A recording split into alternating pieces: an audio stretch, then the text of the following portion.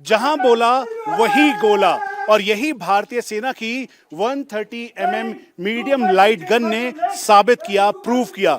27 kilometre से लेकर 35 kilometre तक जब इसने वार किया तो ठीक सामने लीपा पर आतंकियों के अड्डे तबाह हुए। उसके अलावा इन्हीं गोलों की मदद से भारतीय सेना ने अपने दुश्मनों के होश फाख्ता किए। और यही नहीं, बल्कि हम आपको बता दें कि हम इस समय अनडिस्क्लोज लोकेशन पर हैं, जहां पर यह पूरी तैयारी थी ऑपरेशन सिंदूर के तहत। जब आतंकी अड्डों को तबाह किया, भारतीय सेना ने जवाब दिया। उसके बाद पाकिस्तानी आर्मी ने यहां के सिविल लोगों को नौगांव सेक्टर, उसके अलावा उरी सेक्टर में निशाना बनाना शुरू किया।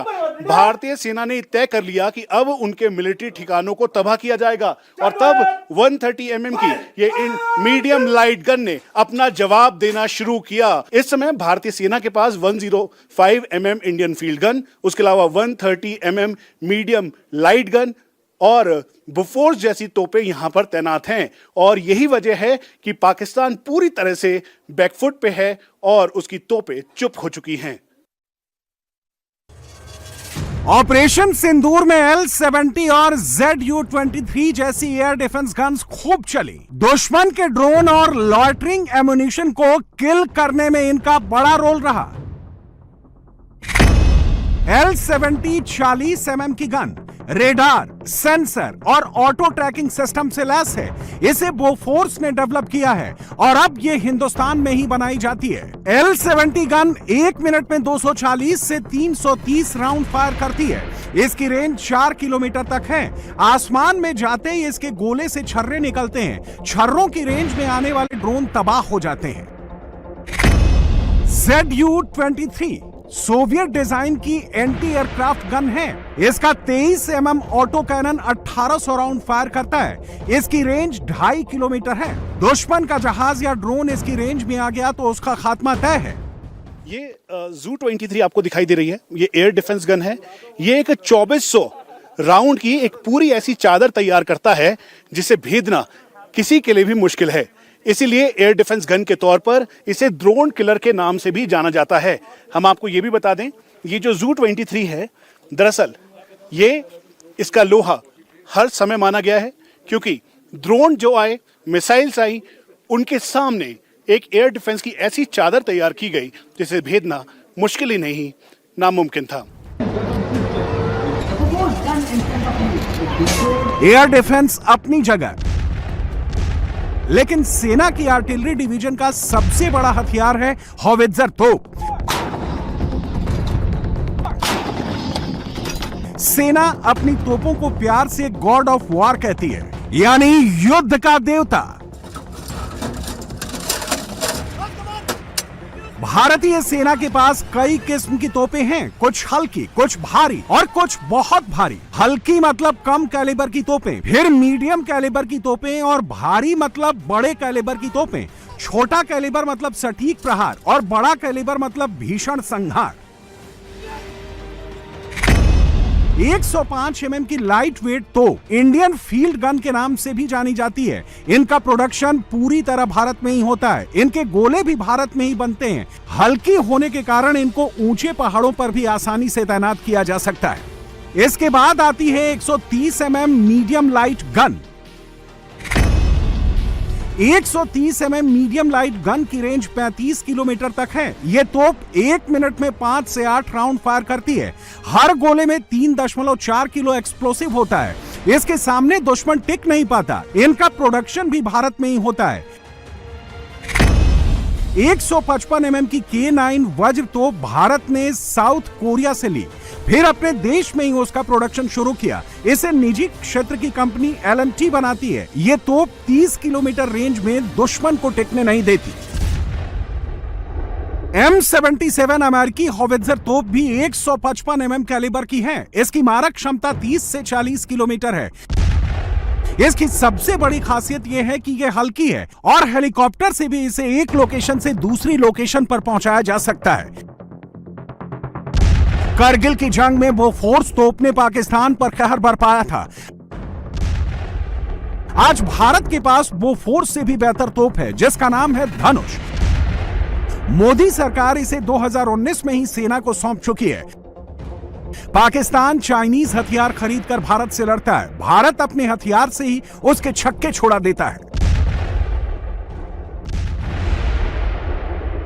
देखिए, लाइन ऑफ कंट्रोल के ऊपर हम परपेचुअली हमेशा तैयार रहते हैं। ये शायद इंटेंसिटी कम होती है, बढ़ती है, लेकिन यहाँ पर ऑप सिंदूर से पहले, ऑप सिंदूर के दौरान और आज भी हम बिल्कुल तैयारी में हैं। ऑप सिंदूर के दौरान आर्टिलरी ने यहाँ पर अपना वर्चस्व जमा के रखा। टोटल डोमिनेशन था इस इलाके में, और ये इसलिए था क्योंकि हम हमेशा वेल ट्रेंड रहते हैं, दो हमने अपने डिफेंसेस को अच्छा मजबूत सख्त करके रखा हुआ है, और तीसरा हमारी जो ग्राउंड लेवल पे टेक्नोलॉजी है वो इतनी अब्जॉर्ब्ड है, इतनी इंटरनलाइज्ड है कि उसकी वजह से हमारी जो किल चेन है वो उनकी किल चेन से छोटी है। तो इससे पहले कि वो अपना फायर खत्म कर पाए, हम उसके ऊपर हावी हो रहे थे, और इसका उसके पास कोई जवाब नहीं था। सर, कहावत है ना आरटी में, जहां बोला वहीं गोला। तो वहीं गोला दागा, एक का जवाब 5 से। हाँ, आप ऐसा कह सकते हैं। देखिए, उनकी जो फायर थी वो नाकाम रही, और हमारा हर गोला सटीक निशाने पे पहुंचा। पाकिस्तान ने अगर फिर कोई गलती की तो उसे दूसरी बार माफी नहीं मिलेगी। मोदी सरकार ने ऑपरेशन सिंदूर को स्थगित कर दिया है। ऑपरेशन सिंदूर अभी जारी है। पाकिस्तान को फिर से पीटने की पूरी तैयारी है। आज दुनिया ये बात जान चुकी है कि स्टेट स्पॉन्सर्ड टेररिज्म का अगर इस धरती पर, इस दुनिया में कोई सबसे बड़ा वाहक है तो वो हमारा दुश्मन पाकिस्तान है। मैं उम्मीद करता हूं कि आपके पराक्रम से उसे जरूर सबक मिली होगी। देश ने स्पष्ट कर दिया है, और मैं समझता हूं देश का और सेना का संकल्प है, अगर फिर से दोबारा उसने नापाक हरकत की तो शायद इस बार ऐसी सजा मिलेगी कि 7 पीढ़ियां भी उसकी नहीं भूल पाएंगी। ऑनगोइंग ऑपरेशन सिंदूर के दौरान प्रधानमंत्री नरेंद्र मोदी एक और फॉरवर्ड लोकेशन पर जा रहे हैं। मोदी गुरुवार 22 मई को राजस्थान के बीकानेर जाएंगे, तो करणी माता के मंदिर से पहले नाल एयरबेस भी जाएंगे।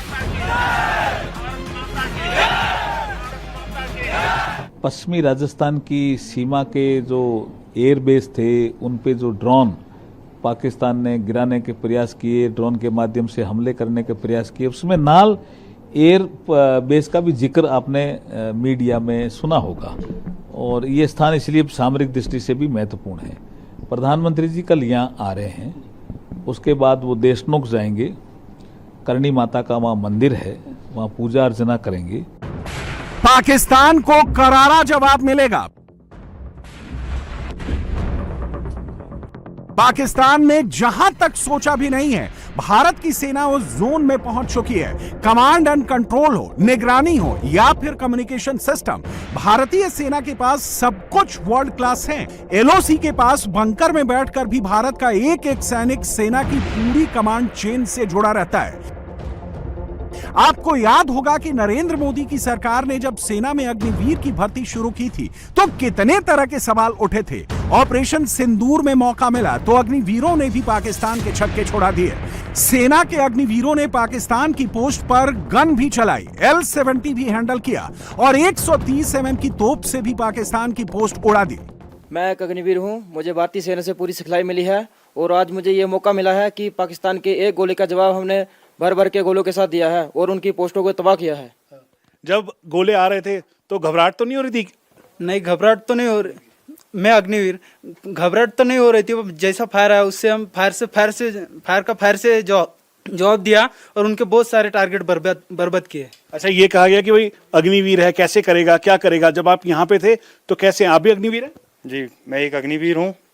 दुश्मन का फायर आ रहा था, डटकर खड़े रहे, फायर का जवाब फायर से दिए।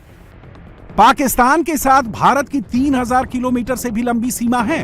पाकिस्तान की सेना जम्मू कश्मीर से लेकर राजस्थान और गुजरात तक कोई ना कोई खुराफात सोचती रहती है, लेकिन भारत की सेना भी वॉर मोड में है। बीएसएफ भी तैयार है। आसिम मुनीर की फौज की एक एक हरकत पर भारत की नजर है।